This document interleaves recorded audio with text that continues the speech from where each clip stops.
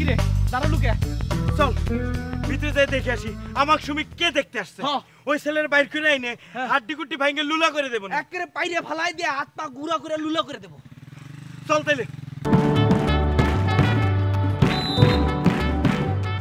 চল। চারজনে যাবি? হ্যাঁ চারজন যাবো না তো কি? হ্যাঁ চল। দোস্ত তোর কথাই ঠিক আছে, চারজন যাওয়া মনে হয় ঠিক হবি না, কারণ বাইরে যদি কোনো পরিস্থিতি ঘটে সেটা ট্যাকেল করার জন্য একজন লাগবি, আর সেটার জন্য আমি একমাত্র। তোরা এক ভিতরে যা, আমি বাইরে থাকি। তোদের কারো যাওয়া লাগবে না, আমি নিজে একাই যাইতেছি। আচ্ছা যা। আমার সুমি কে দেখতে?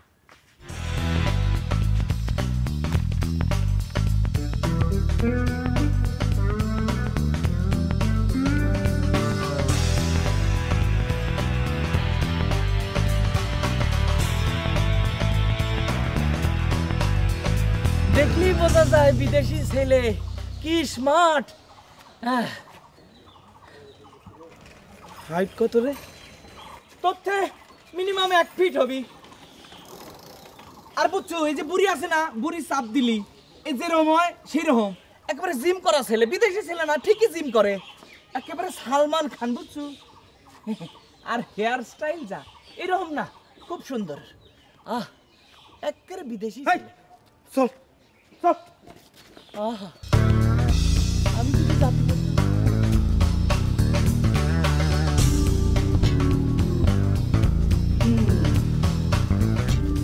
বিদেশি ছেলে দেখলেই বোঝা যায় কি পারফিউম লাগাইছে। আরে রাস্তা দিয়ে যখন হাইটে গেল 5 মিনিট পর্যন্ত ঘেরা আসিল। কি স্মার্ট, কি উচ্চারণ, এত সুন্দর করে কথা কয় বুঝছো। এই দেশি ছেলে তো সুন্দর করে কথা তুই জানলি কেমনে? তুই কথা কইছিস তার সাথে? না, তাহলে তুই বুঝলি কেমনে সুন্দর করে কথা কয়? বিদেশি ছেলে তো তাই অনুমান করে বুঝলাম যে উচ্চারণ ঠিক হবে। আচ্ছা তোর সমস্যাটা কি? সকাল থেকে তুই খালি ওই ব্যাটার প্রশংসা করে যাচ্ছিস।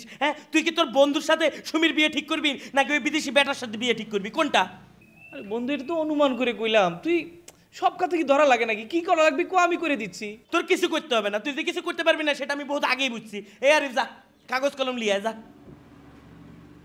কাগজ কলমকে? কাগজ কলম লিয়ে আসো, তারপরে বুঝতে পারবেন। লে দস্তা লে কাগজ কলম লে। কো লিখ, আমি যা কই তা লিখ। না তুই আগে ক তারপরে লিখ। প্রিয় আলমগীর, কাল তুমি স্কুল ছুটি শেষে স্কুলের উত্তর পাশের গেটে দাঁড়াবা। আমি তোমার সাথে দেখা করব। তারপর দুইজন হাত ধরে নসিমনের চরে ঘুরে বেড়াবো। ঘোরাঘুরি শেষে দুপুরবেলায় মোল্লার হোটেলে বিরিয়ানি খাবো। বিরিয়ানি খাওয়া শেষে তারপর আবার হাত ধরে নসিমনে করে আমরা মৌসাক হলে যাব। হলে গিয়ে বিকালের সাথে সিনেমা দেখবো। সিনেমা দেখা শেষে বের হয়ে হাত ধরে নসিমনে ঘুরতে ঘুরতে তুমি আমাকে বাসায় নামিয়ে দিয়ে আসবা। লেখ। আরিফ লেখ তো। কেন আরিফ লিখবে কেন? আরিফ মোটা মানুষ, ওর হাতের লেখা গোটা গোটা গোটা গোটা হাতের লেখা, মেয়ে মানুষের লেখা, দেখলেই বোঝা যায়, বিশ্বাসযোগ্য হয়। তুই না একদিন করলো যে সুমিরা তেলে তোর মতো। আরে এটা তো কথার কথা, সব কথার কি ভিত্তি আছে নাকি? এটা বিশ্বাসযোগ্য করার জন্য গোটা গোটা হাতের লেখা লেখলি, তাহলে বুঝবি নি ওই ছেলে যেটা ঠিকই সুমির হাতের লেখা, বুঝছো? তুই তো চিকন মানুষ, তোর হাতের লেখা চিকন, খালি কথা কর, চুপ থাক। লেখ, প্রিয় আলমগীর লেখ।